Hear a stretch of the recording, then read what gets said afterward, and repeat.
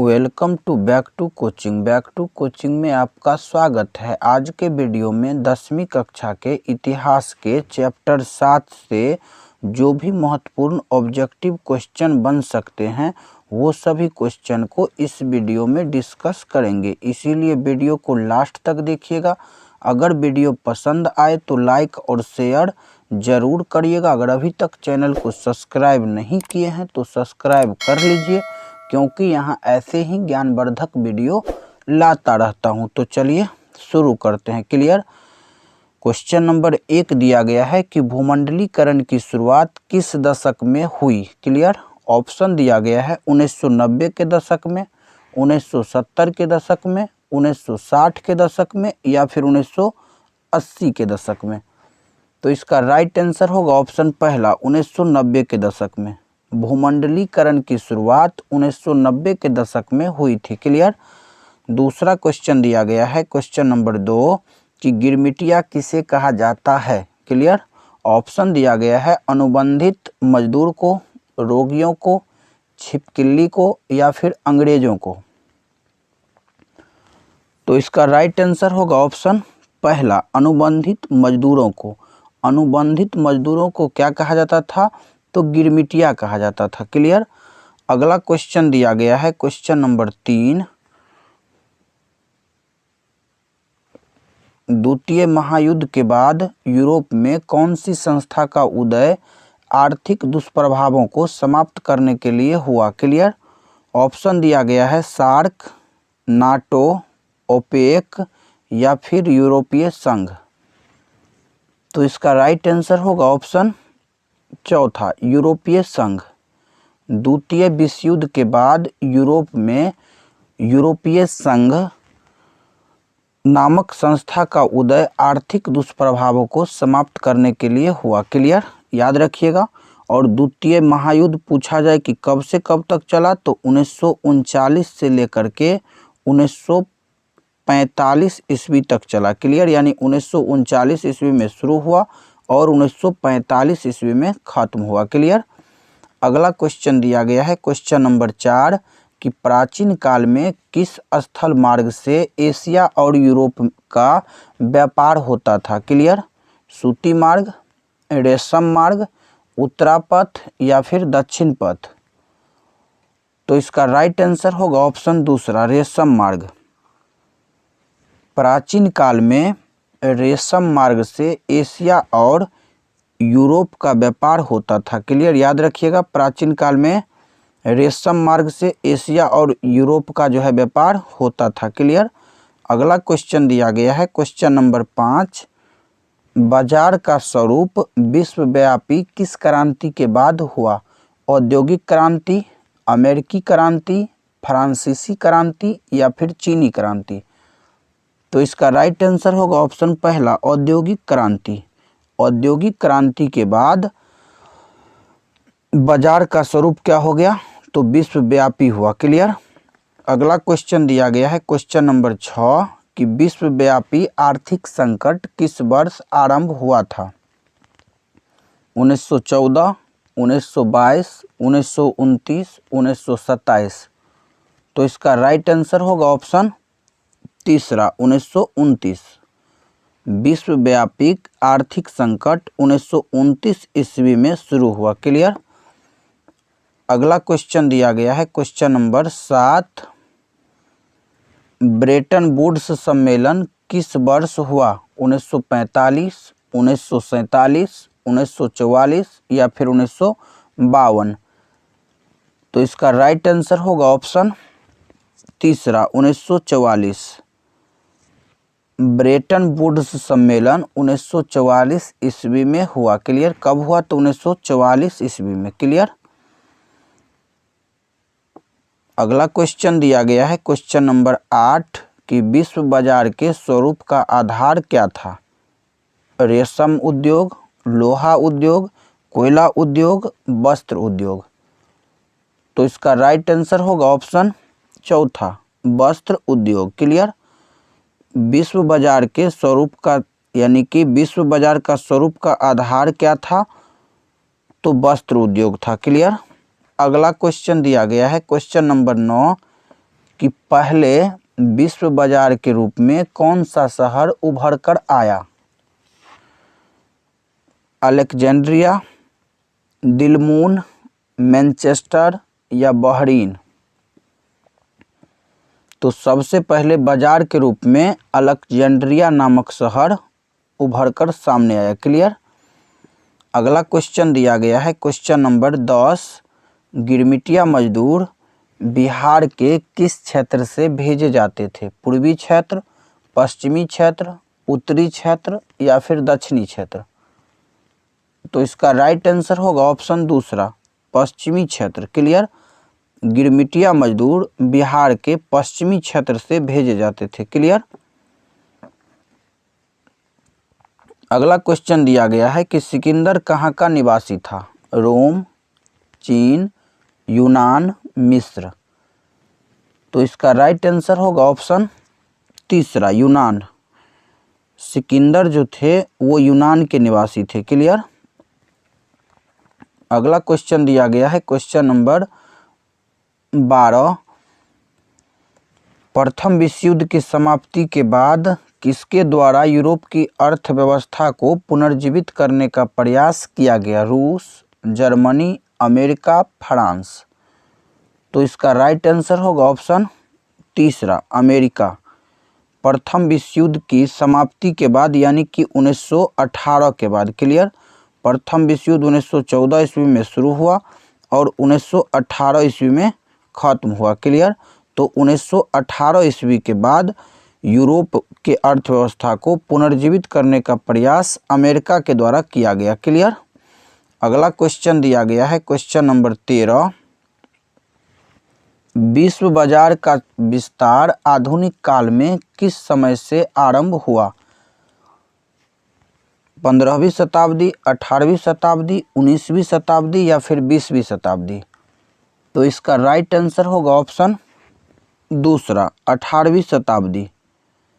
विश्व बाजार का विस्तार आधुनिक काल में 18वीं शताब्दी से आरंभ हुआ। क्लियर। कब से आरंभ हुआ? तो 18वीं शताब्दी से। क्लियर। अगला क्वेश्चन दिया गया है क्वेश्चन नंबर 14। कच्ची कपास का निर्यात 1800 से 1872 के बीच 5% से बढ़कर कितना प्रतिशत हो गया था? 40%, 35%, 50% या फिर 45%? तो इसका राइट आंसर होगा ऑप्शन दूसरा, 35%। 5% से बढ़कर कितना प्रतिशत हो गया?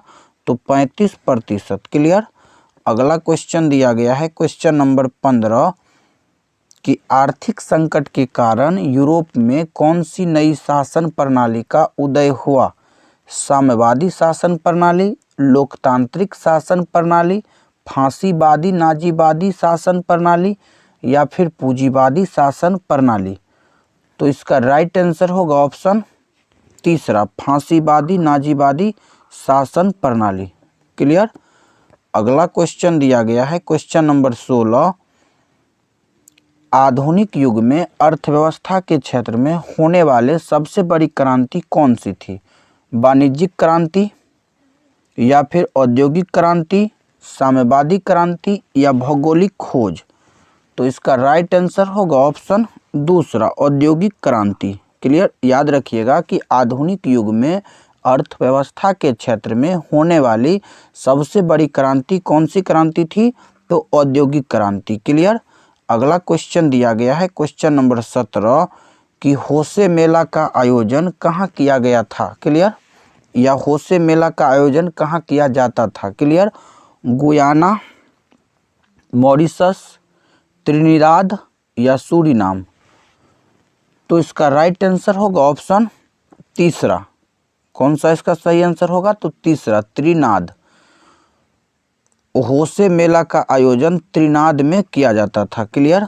अगला क्वेश्चन दिया गया है क्वेश्चन नंबर 18 कि रेशम मार्ग कहाँ से आरंभ होता था? भारत से, चीन से, इराक से या अफगानिस्तान से?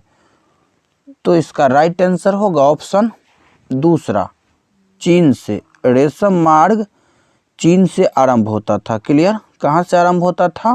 तो तो चीन से आरंभ होता था। क्लियर, याद रखिएगा। अगला क्वेश्चन दिया गया है क्वेश्चन नंबर 19 कि वृहद उत्पादन व्यवस्था किस देश में आरंभ की गई?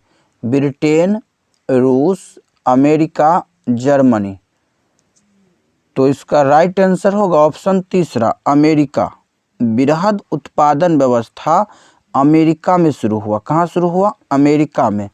अगला क्वेश्चन दिया गया है क्वेश्चन नंबर 20 और ये भी बहुत बढ़िया क्वेश्चन है कि आलू अकाल किस देश में हुआ था? England, Ireland, Spain, America.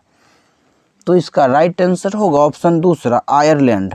Clear, आलू अकाल आयरलैंड में पड़ा था। कहाँ पड़ा था? तो आयरलैंड में। क्लियर। अगला क्वेश्चन दिया गया है क्वेश्चन नंबर 21, कॉमन लॉ किस देश में पारित किया गया था? फ्रांस, जर्मनी, रूस, ब्रिटेन। तो इसका राइट आंसर होगा ऑप्शन चौथा, ब्रिटेन। कॉमन लॉ ब्रिटेन देश में पारित किया गया था। क्लियर। अगला क्वेश्चन दिया गया है क्वेश्चन नंबर 22, नूडल्स किस मूल का था?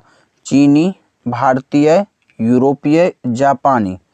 तो इसका राइट आंसर होगा ऑप्शन पहला, चीनी। नूडल्स जो है वो चीनी मूल का है। कहाँ का? चीनी मूल का। अगला क्वेश्चन दिया गया है क्वेश्चन नंबर 23 कि अंतर्राष्ट्रीय आर्थिक विनिमय का प्रभाव किस प्रकार के प्रभाव पर आधारित नहीं है?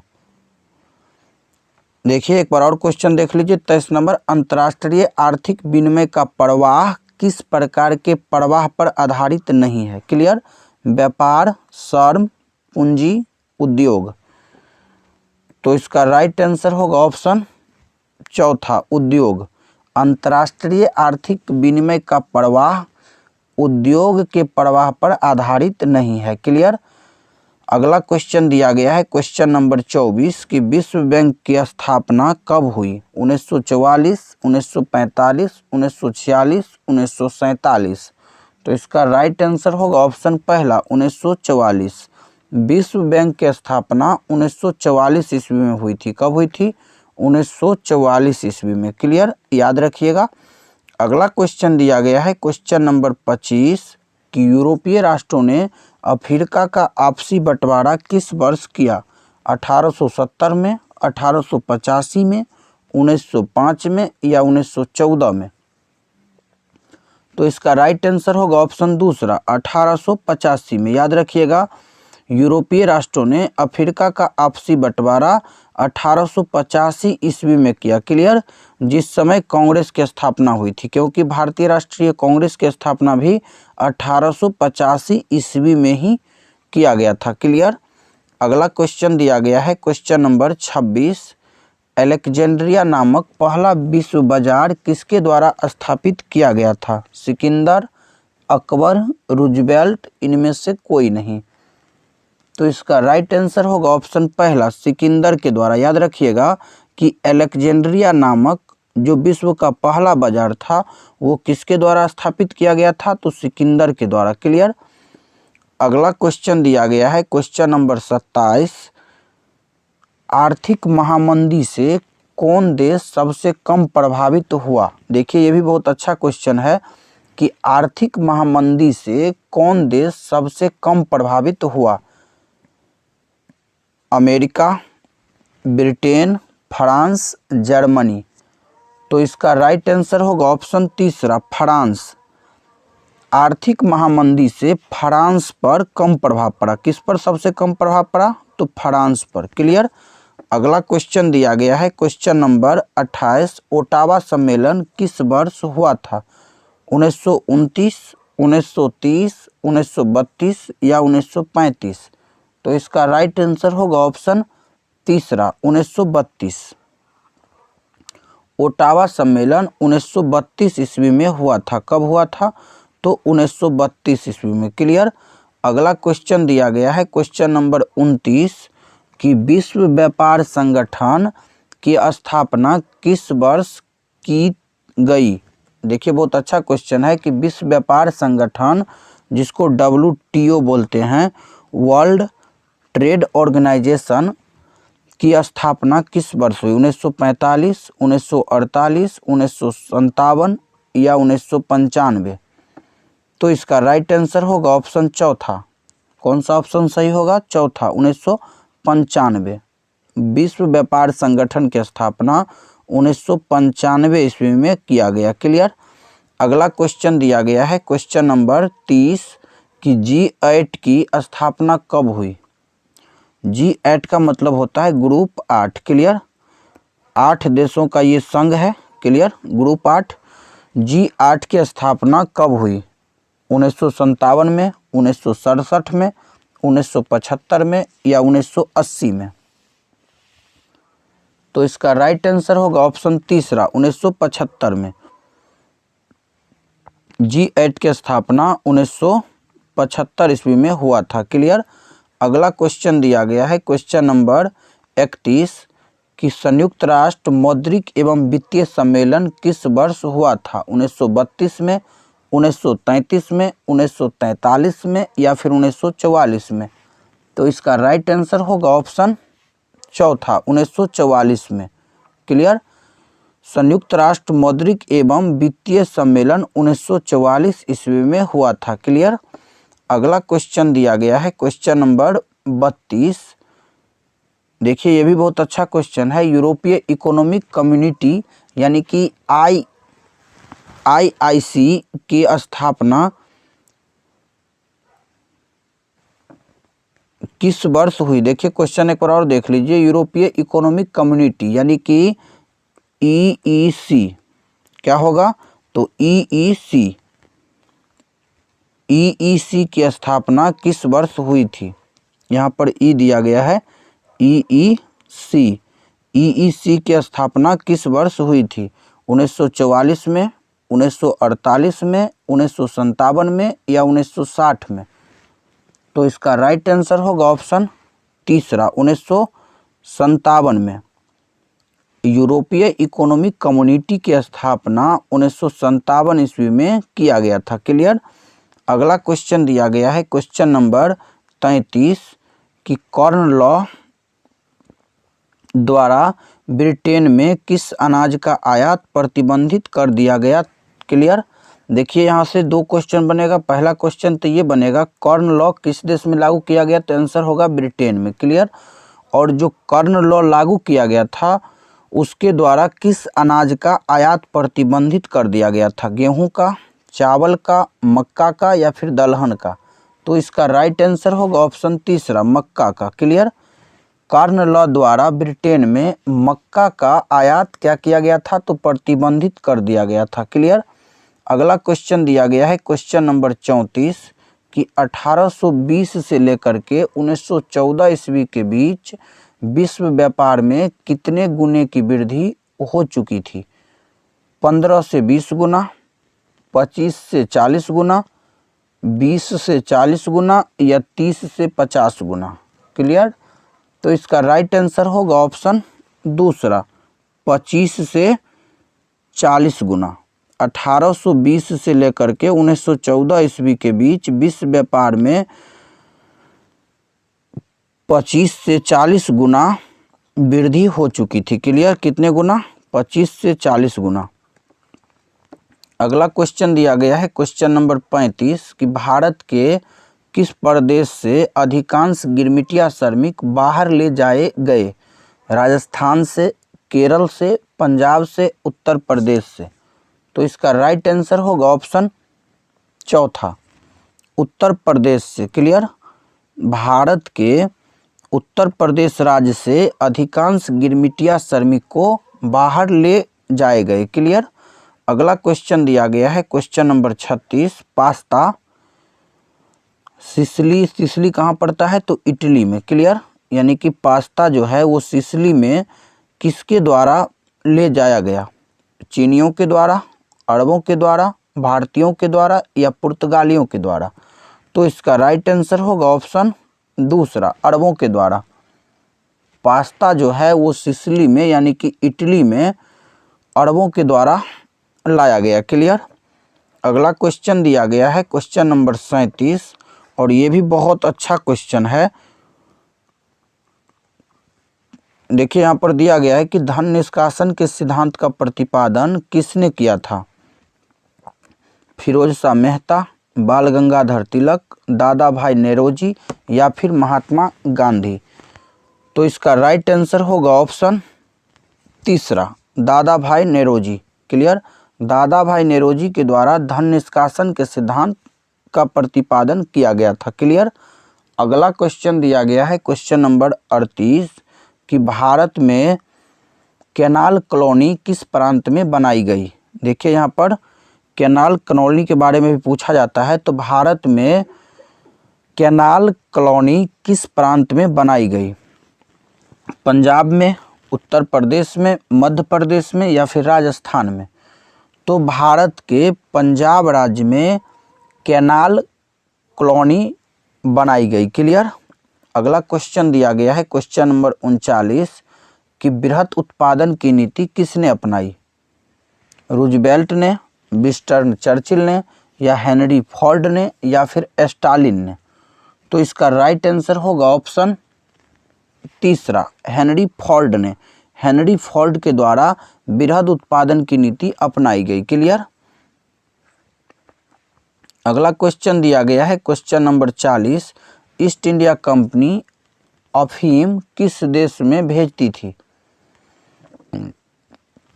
अफगानिस्तान में, अमेरिका में, जापान में या फिर चीन में?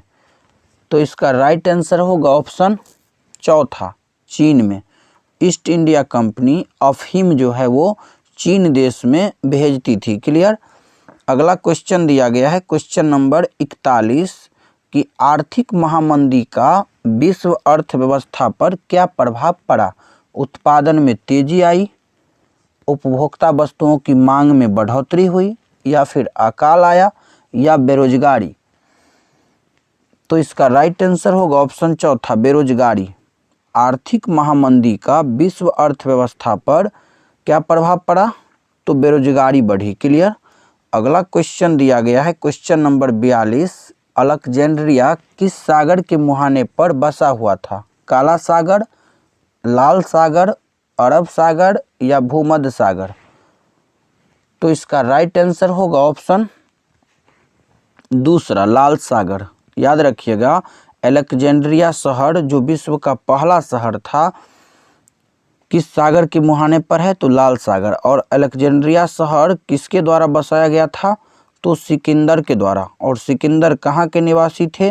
तो ये आप कमेंट में जरूर बताइएगा, क्योंकि इससे पहले के क्वेश्चन में सिकंदर के जन्म स्थान के बारे में चर्चा किया गया था। क्लियर?